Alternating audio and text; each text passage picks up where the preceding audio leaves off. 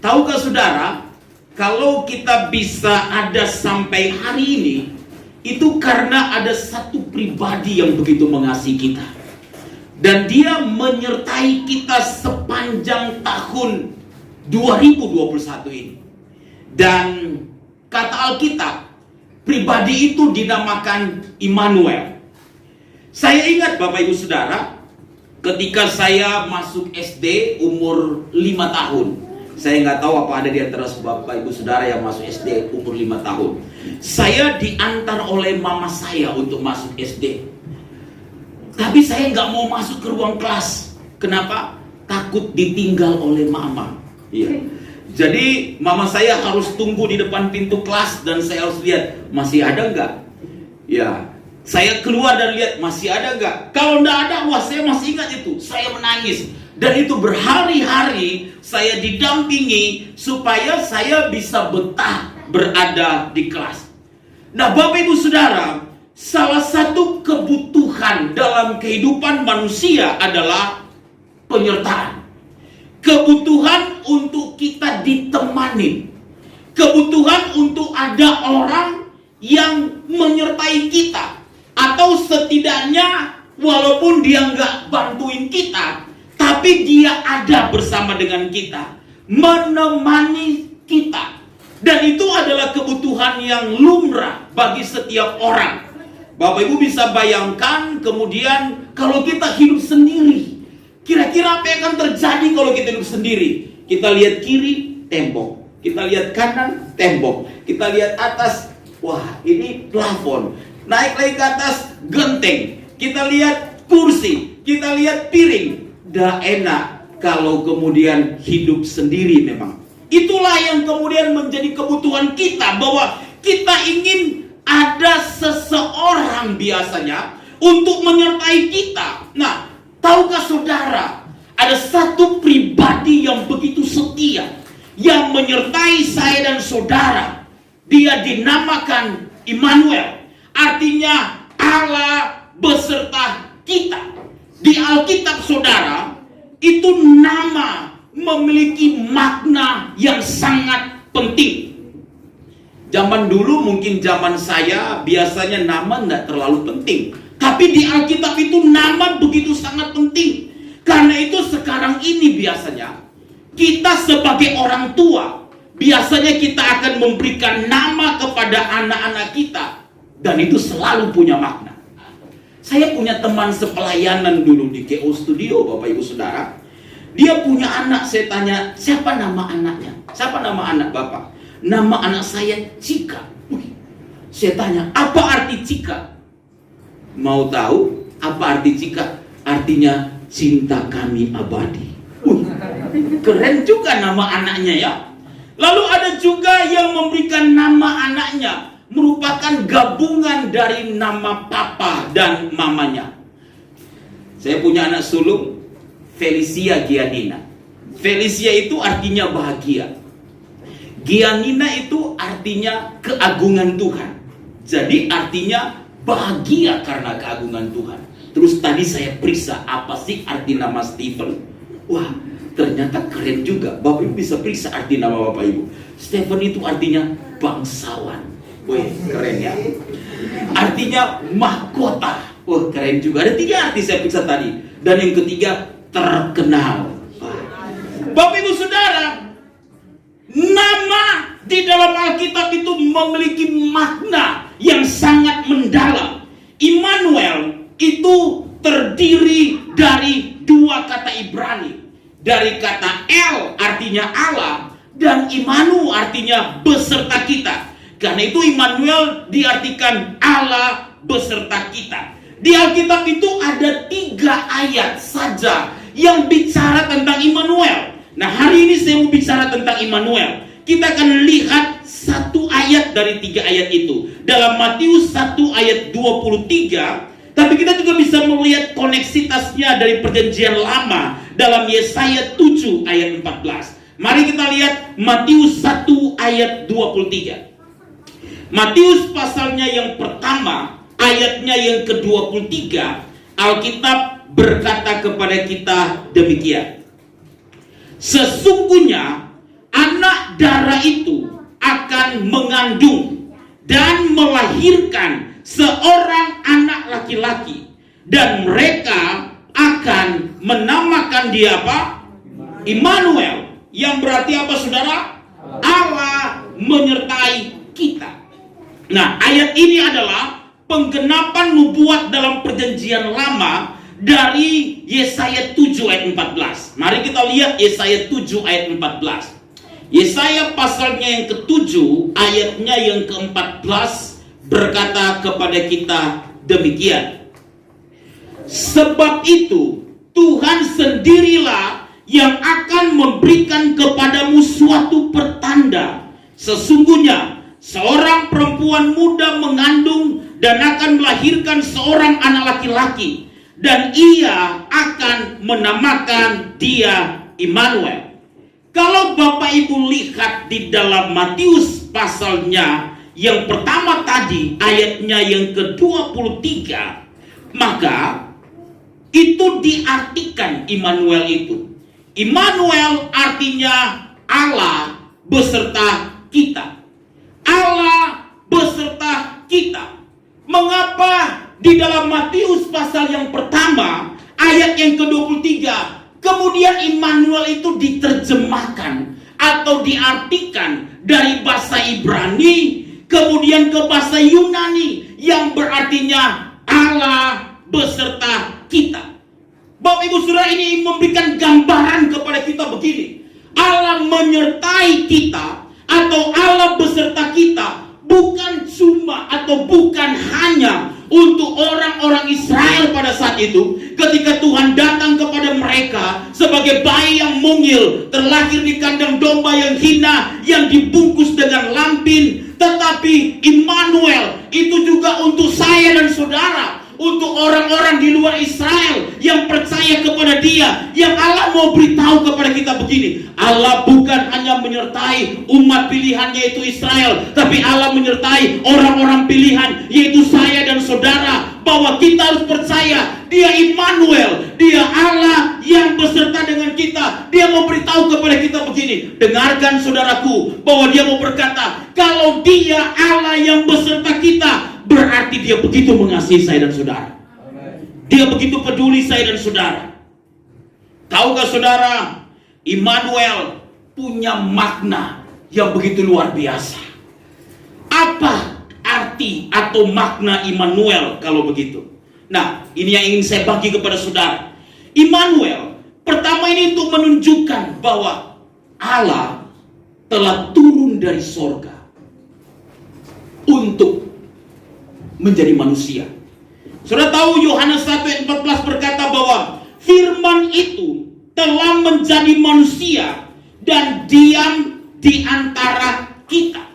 Yang saya mau beritahu kepada saudara begini, ketika kita berkata Allah beserta kita, Dia diam di tengah-tengah saya dan saudara, maka Alkitab mau beritahu kepada saya dan saudara begini saudara, Dia yang adalah Allah yang punya sorga yang mulia, dengan segala kehormatan tersebut rela lo datang ke dunia saudara, rela untuk ketemu saya dan saudara, rela untuk mati di kayu salib untuk menebus saya dan saudara yang harusnya kita binasa, yang harusnya kita dihukum, tetapi karena Dia begitu mengasihi kita, maka Dia mau datang ke dunia ini bagi saya dan saudara.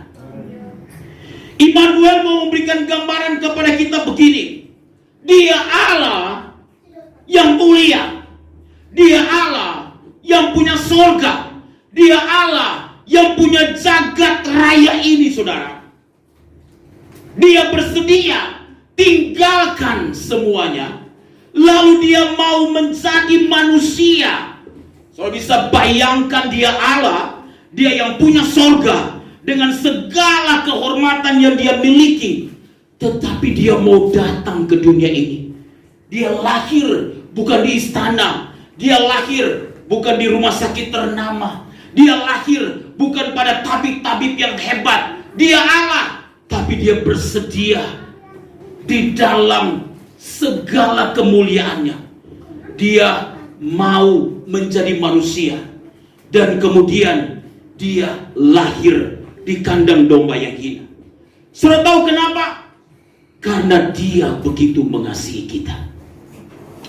Kita akan sangat begitu takjub ketika kita berpikir bahwa karena dia mencintai kita, karena dia mengasihi saya dan saudara, maka dia rela meninggalkan segala kehormatan, segala kemuliaan. Untuk apa? Turun di dunia ini. Untuk apa? Mengasihi saya dan saudara, menyelamatkan saya dan saudara. Kita nih umat yang seharusnya binasa. Kita ini adalah orang-orang yang seharusnya dihukum. Kita adalah orang-orang yang di bawah kuasa kegelapan. Kita layak untuk berada di neraka. Kita layak untuk berada dalam penghukuman. Tapi dengarkan saudara, dia datang ke dunia ini. Dia mengasihi saya dan saudara. Dia begitu mengasihi saya dan saudara. Dia mengasihi kita. Dia menghampiri kita. Dia menebus kita. Dia mati di kayu salib bagi saya dan saudara. Dia membebaskan kita dari belenggu, dari ikatan-ikatan dosa yang mengikat kita. Supaya apa? Supaya kita bisa diselamatkan. Saya tidak tahu apakah saudara pernah mengenal orang yang begitu sangat mengasihimu. Apakah itu orang tuamu, apakah itu suamimu, apakah itu istrimu, apakah itu kakak saudaramu. Kira-kira kalau kita mengetahui bahwa orang itu begitu mengasihi kita, saudara tega nggak berbohong kepada orang itu? Nggak ya, pasti ya. Nggak tega ya. Tega nggak untuk saudara nyakitin dia? Pasti enggak. Ya, misalnya pria-pria, lalu istrinya di rumah atau istrinya begitu mengasihi dia, lalu kemudian ada sekretaris yang cantik yang godain dia, ya, yang tebar pesona, lalu pakai minyak wangi yang 20 meter udah kecium wangi-wangiannya, sementara istrinya di rumah itu yang menopang dia 20 meter udah kecium bau bawangnya, ya kan? Dan kita bisa merasakan perbedaan tersebut. Orang-orang yang tahu bahwa yang di rumah itu begitu mengasihi dia, tidak mungkin nyakiti orang rumah dengan mengikuti nenek lampir yang seperti itu. Benar nggak saudara? Kita tidak mungkin menyakiti Tuhan. Jika Tuhan begitu mengasihi kita, masihkah kita menyakiti hati Dia? Masihkah kita tidak setia kepada Tuhan? Masihkah kita tidak percaya kepada Dia? Kita orang-orang yang semestinya nggak layak loh saudara. Kita orang-orang yang semestinya tidak dapat dipandang oleh dunia ini, tapi kita beroleh kelayakan oleh karena anugerah Tuhan. Tahukah saudara, ketika dia berkata Immanuel, maka dia mau beritahu dia beserta dengan kita. Kenapa alasannya dia beserta dengan kita? Karena dia begitu mengasihi kita. Dia begitu peduli dengan kita. Kalau saudara lihat dalam Yesaya pasal 7 ayatnya 14 yang kita baca tadi, maka itu konteksnya itu adalah seorang raja yang bernama Ahaz, raja Yehuda. Karena Israel telah terbelah menjadi dua, kerajaan Yehuda dan kemudian kerajaan Israel. Kerajaan Yehuda berpusat di Yerusalem dan kerajaan Israel berpusat di Samaria. Dan Raja Ahaz ini adalah raja keturunan Daud. Dia adalah raja dari kerajaan Yehuda. Tapi kemudian Yerusalem diserang oleh sekutu Israel, kerajaan Israel dan Aram. Lalu kemudian Ahaz ini bukannya dia mencari Tuhan, tetapi dia minta pertolongan kepada Raja Asyur. Dia memberikan barang-barang yang mewah di bait Allah. Untuk apa? Untuk menyogok Asyur, supaya Asyur itu kalau boleh berpihak kepada dia dan bersama-sama berperang dengan Aram dan Israel. Lalu Yesaya datang kepada Ahaz dan berkata kepada dia dalam ayat 13. Kalau Bapak Ibu lihat di dalam Yesaya tadi, pasalnya yang ke-7 ayatnya yang ke-13 berkata demikian. Yesaya pasal yang ke-7 ayatnya yang ke-13 berkata demikian. Lalu berkatalah Nabi Yesaya, baiklah, dengarkan, hai keluarga Daud, belum cukupkah kamu melelahkan orang, sehingga kamu melelahkan Allah juga? Lalu ayat 14 baru muncullah nubuat itu, bahwa nanti ada seorang perempuan muda mengandung dan melahirkan seorang anak laki-laki, dan menamakan dia Immanuel. Jadi situasinya adalah bahwa Raja Ahaz ini, dia tidak mencari Tuhan, tetapi justru mencari dunia. Tapi tahukah saudara, Tuhan berkata kepada dia, nanti Immanuel akan datang.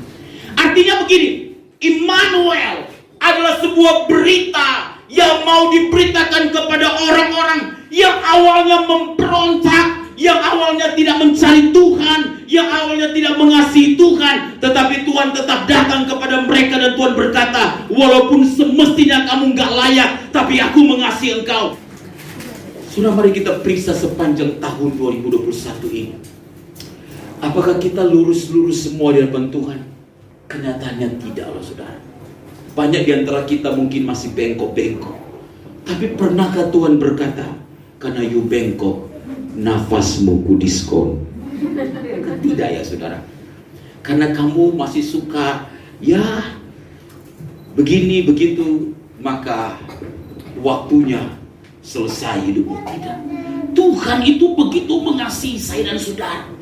Jadi Immanuel mau menunjukkan bahwa dia begitu mengasihi kita loh saudara. Karena kita tidak layak, tetapi kita beroleh kebaikan Tuhan. Karena itu kalau kita tahu bahwa dia mengasihi kita, tidak ada alasan untuk kita tidak percaya kepada Tuhan. Tidak ada alasan untuk kita meragukan kebaikan Tuhan dalam hidup kita. Kita percaya dia pasti akan selalu ada bersama dengan kita. Yang kedua saudara yang kasih oleh Tuhan, apakah arti Immanuel kalau begitu? Saya ingin kita melihat begini saudara.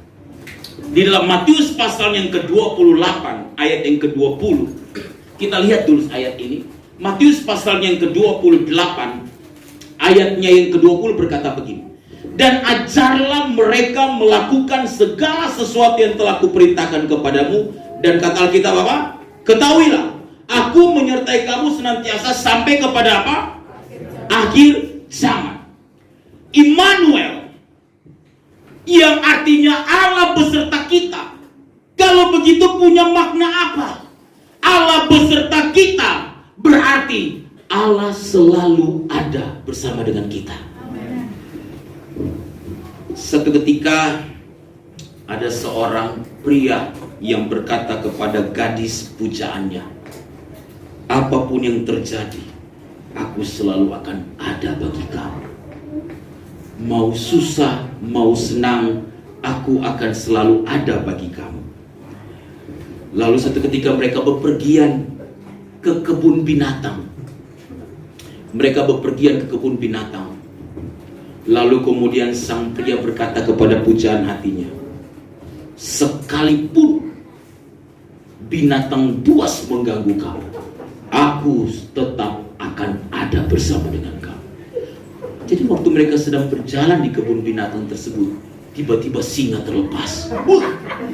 Waktu singa terlepas, kabur duluan sang pujaan hati itu. Kabur sang pria itu. Dalam sekejap dia kabur. Si wanita tinggal sendirian. Dan pria yang kabur itu gak ada di GSK itu. Yang cuma tebar pesona, tapi kemudian kabur karena ada masalah. Saudara-saudara, sebelum Yesus naik ke sorga, dalam sebuah amanat agung, dia berkata kepada murid-muridnya, dia berjanji kepada mereka, aku akan menyertai kamu sampai kepada akhir zaman. Tahukah saudara, ketika Yesus berkata, aku akan menyertai kamu, Immanuel, artinya Allah beserta dengan kita. Maka ini mengandung pengertian begini, dia selalu ada bersama dengan kita. Menyertai di sini artinya berjalan di samping kita dan tidak pernah meninggalkan kita. Itu artinya menyertai. Yesus itu selalu ada bagi kita loh saudara. Kalau dia ada tahun ini menyertai kita, membuat kita bisa berada di malam Natal ini, dan menyertai kita mengakhiri tahun 2021 ini, maka kita mesti percaya dia juga menyertai kita di tahun 2022. Kalau dia menyertai kita tahun ini dalam pekerjaan, dalam usaha, dalam apapun yang kita kerjakan, lewat berbagai persoalan yang mungkin kita lalui dalam liku-liku kehidupan kita. Kadang kita harus naiki bukit, kadang kita harus turuni lembah, kita berjalan di jalan yang bertanjak dan lain sebagainya, berkelok-kelok dan lain sebagainya. Tetapi kita masih bisa melewati semua itu. Itu bukti Tuhan menyertai kita. Itu bukti Tuhan selalu ada bersama dengan kita. Amin saudara. Dia menyertai loh saya dan saudara. Dia selalu ada bersama dengan kita. Dia tahu kebutuhan kita. Dia tahu keperluan kita. Dia tahu apa yang kita rindukan. Dia tahu apa yang kita doakan. Dia tahu apa yang kita harapkan. Bagaimana pergumulan-pergumulan hidup kita. Dia tahu saudara. Dia selalu ada bagi kita. Dia menyertai kita. Kita tidak perlu meragukan penyertaan Tuhan atas saya dan saudara. Amin. Pertanyaannya, seberapakah kita mempercayai penyertaan Tuhan itu? Kalau dia selalu ada bersama dengan kita, apakah kita tetap percaya kepada dia? Penyertaan Tuhan bagi kita bukan berarti kita tidak punya masalah. Allah beserta kita, Immanuel, bukan berarti kita tidak punya pergumulan. Bukan berarti semua berada di jalan yang bebas hambatan. Kadangkala kita harus berduka loh saudara. Kadangkala kita harus menangis. Sehingga kadangkala hanya bantal jadi saksi di malam hari. Tidak ada yang bisa mungkin mendengar. Kita mengalami hal-hal yang tidak mengenakan. Tapi tahukah saudara, dia tetap Immanuel bagi saya dan saudara. Dia tetap menyertai saya dan saudara. Dia pimpin perjalanan kita. Kita harus percaya bahwa selagi kita dekat dengan Tuhan, maka penyertaan Tuhan yang sempurna itu akan ada selalu bagi saya dan saudara. Dia membimbing kita. Dia pasti memberikan yang terbaik dalam hidup saya dan saudara. Dia tidak pernah salah dalam merancang bagi kita. Kadangkala kita mungkin mau A, tapi kadangkala dia pimpin kita hal yang B. Kadangkala kita mau B, tapi dia berkata tetaplah di A. Kita tidak mengerti bagaimana apa yang Tuhan programkan dalam hidup kita. Kita juga nggak tahu apa yang akan terjadi tahun 2022. Tapi kita percaya dia Immanuel. Dia beserta dengan kita. Dia menyertai saya dan saudara. Mari berjalan bersama dengan Tuhan. Dan percayalah bahwa Immanuel, Allah beserta kita, selalu ada bagi saya dan saudara.